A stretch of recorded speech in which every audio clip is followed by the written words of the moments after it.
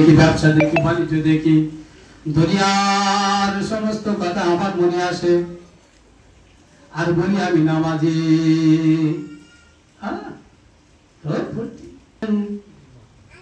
আলা ইন্না ফিল জাসাদি মুদগাতান ইজা সালুহাত সালুল জাসাদু কুল্লুহু ওয়া ইজা ফাসাদাত ফাসাদাল জাসাদু কুল্লুহু আলা ওয়াহিল কলব।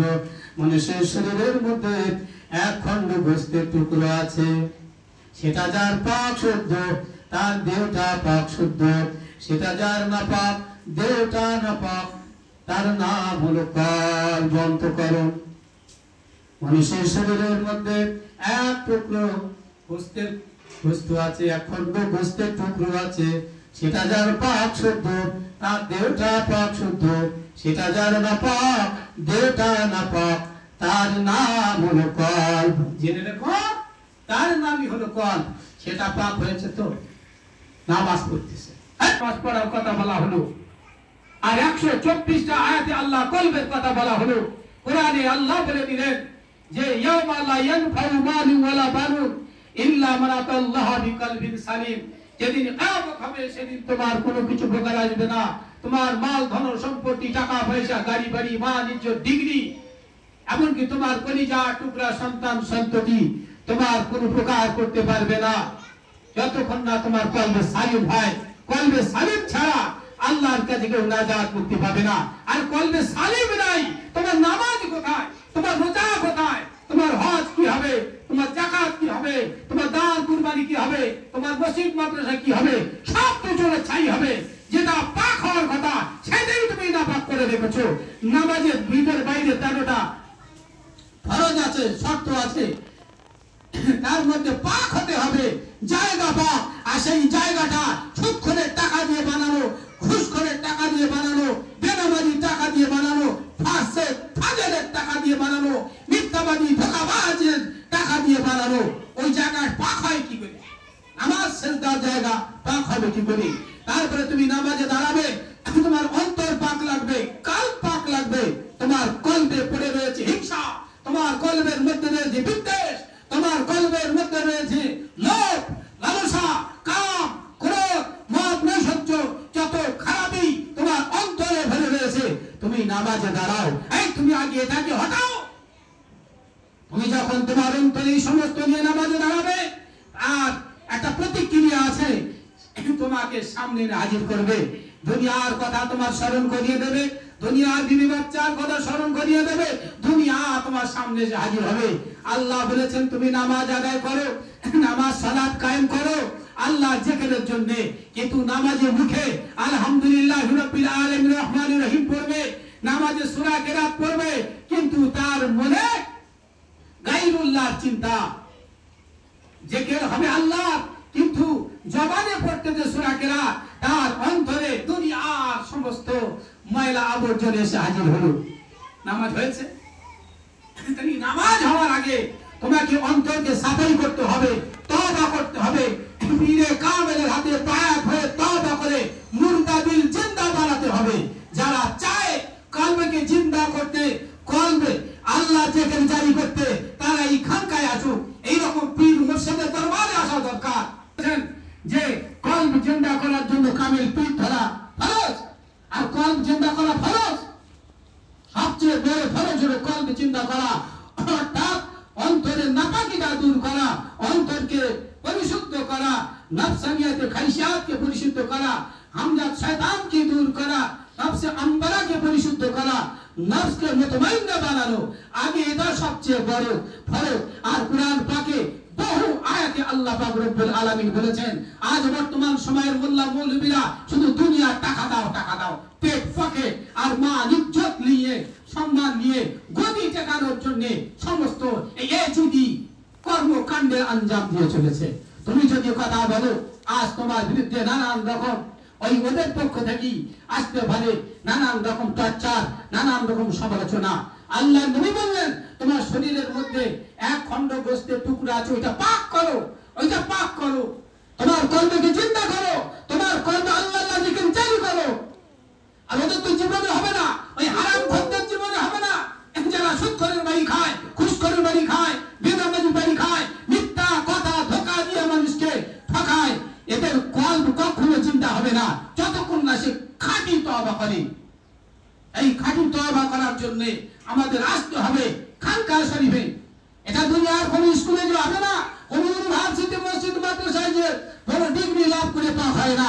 একজন পাক আল্লাহওয়ালা তরিকার মাশকারা তরিকার কামেল পীরের অনুসরণ ছাড়া কখনো তার কল্প চিন্তা হবে না। তাই আমাদের কর্তব্য হলো বেশি বেশি করে তরিকার পীর বুজুর্গের দরবার আসা দরকার। ফুরফুরা শরীফে দাদা হুজুর কিবলা রহমাতুল্লাহ আলাইহি ওসিয়াতনামায় লিখেছেন যে পীরের ছেলে পীর হইবে এমন কথা কোনো কিতাবে নাই। সাধারণ লোকের ছেলে পীর হইতে পারেন তিনি যদি তরিকতে কামেল হন আর পরহেজগারি অবলম্বন করেন। তরিকতে কামেল হতে হবে। তরিকতে কামেল বোঝেন 400 অধিক হক তরিকা আছে পৃথিবীতে। 400 অধিক তরিকা আছে হক। তার মধ্যে 4টা তরিকা মাশহুর, কাদরিয়া, চিশতিয়া, নকশবন্দিয়া, মুজাদ্দিদিয়া। এই 4 তরিকার মধ্যে যে কোনো একটা তরিকার সবক তালিম করতে হবে, তার সুলুক সমর্পণ করতে হবে। যেমন কাদরিয়া, চিশতিয়া, নকশবন্দিয়া তরিকায় 14টা সবক আছে, মাকাম আছে। আর মুজাদ্দিদিয়া, আলিয়া এই খাস মুজাদ্দিদ তরিকায় 30টা মাকাম আছে। এই 30টা মাকাম সাধ্য সাধনার মাধ্যম দিয়ে যিনি ত্রয় করেছেন, কামালিয়াত অর্জন করেছেন, বেলায়েত হাসিল করেছেন, খেলাফত লাভ করেছেন, তিনি হবেন কামেল পীর মুর্শিদ। তার কাছে আসতে হবে। আর তার গুণ হলো তিনি দুনিয়া থেকে আখিরাতকে সম্মান দেবেন, সত্য কথা বলতে ভয় পাবেন না, তিনি নবী হবেন না, মানুষের উপকারের জন্য তিনি সদা ব্যস্ত থাকবেন এবং তার এই শরীয়ত মোতাবেক ইলম থাকতে হবে এবং তিনি সকাল সন্ধ্যা মুরাকাবাও শিক্ষা লাভ করবেন, মুরাকাবা করবেন। যে ক্ষেত্রে মুরাকাবা তিনি করবেন।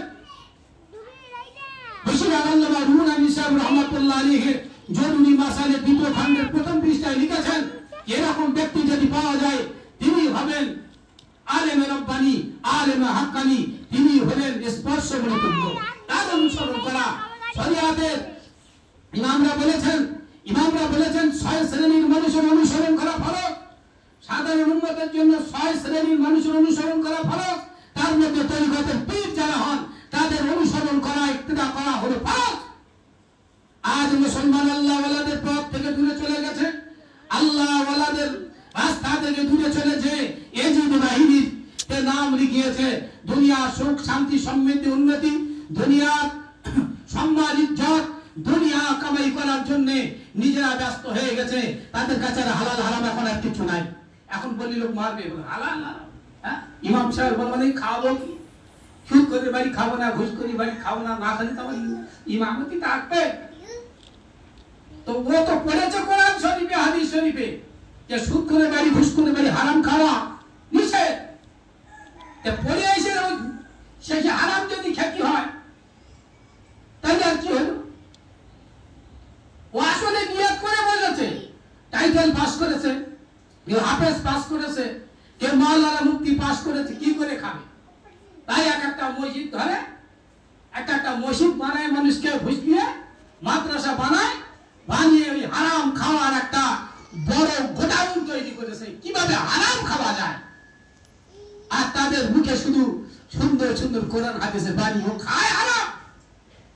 ফুরফুরা শরীফ নেজুজি কিবলা রহমাতুল্লাহ আলাইহি তালিমে তরিকাতের মধ্যে বলেছেন তাকওয়া পরহেজগারি অবলম্বন করিবেন, হালাল খাবেন, সুন্নাত মোতাবেক আমল করিবেন, সুদ করে বাড়ি খাইবেন না, ঘুষ করে বাড়ি খাইবেন না, বেনামাজি বাড়ি খাইবেন না। এরা ওর কারণ বাদ দেবে না। এদের কাছে তুমি হেদায়েত কোথায় খুঁজে পাবে? এদের কাছে তুমি হেদায়েত খুঁজতে যাচ্ছ যে আমি যে হারামখোর, যে নিজের নফসকে এখন হারাম থেকে পরহেজ করতে পারে না, যে ইমাম সুদ করে বাড়ি খাওয়া বন্ধ করতে পারে না, ঘুষ করে বাড়ি খাওয়া বন্ধ করতে পারে না, বেনামাজির বাড়ি খাওয়া বন্ধ করতে পারে না, ফাজরের বাড়ি খাওয়া বন্ধ করতে পারে না, সে নফসের গোলাম। তার কাছে তুমি কি আশা করো? সে তোমাদের কি শিক্ষা দেবে? যে ব্যক্তি, আল্লাহ নবী বলেন, যে ব্যক্তি 40 দিন হালাল খাবে, সুন্নাত মোতাবেক আমল করবে, তার কলবে ঈমানের নূরের ধারা প্রবাহিত হবে। এরা তো এক লোকমা হারাম খেলে 40 দিন কোন ইবাদত আল্লাহ দরবারে কবুল হয় না। তুমি যদি ইবাদত করে করে আর পুজো করে ফেলো, রোজা করে করে যদি তুমি হাড্ডি সার হয়ে যাও, আর তোমার রুজি যদি সন্দেহজনক হয়, হারাম হয়, তোমার কোন ফরজ নফল ইবাদত আল্লাহ দরবারে কবুল হবে না। ও সমাজের মুসলমান, ও সমাজের মোল্লা মৌলভী আলেমেরা, আমার বার্তা হয়তো আপনাদের কাছে যেতে পারে। নিজেদের সংশোধন করুন, নিজেদের নফসকে কন্ট্রোল করে হারাম থেকে বাঁচুন। যদি আপনি নিজে হারামখোর হন, হারামখোরের পিছনে কোনো নামাজ হয় না, আপনি যদি হারামখোর হন, আপনার দোয়া আল্লাহর দরবারে কবুল হবে না। তাহলে আপনি নিজে হারাম খেয়ে তাকওয়া পরহেজগারিকে জলাঞ্জলি দিয়ে, শরিয়াতের ফতোয়া নিয়ে, চালাকি চতুরতার আশ্রয় নিয়ে এ জীবী কর্মকাণ্ড থেকে বিরত থাকুন। নইলে কিয়ামতের মহামাত ময়দানে আপনাকে আল্লাহর দরবারে হিসাব করতে হবে। নিজে গোমরাহি থেকে বাঁচুন, মানুষকে গোমরাহি থেকে বাঁচান। আজ বর্তমান সমাজ বড় লাজুক অবস্থায় এসেছে। আজ মুহররমের ইয়ামুল আশুরা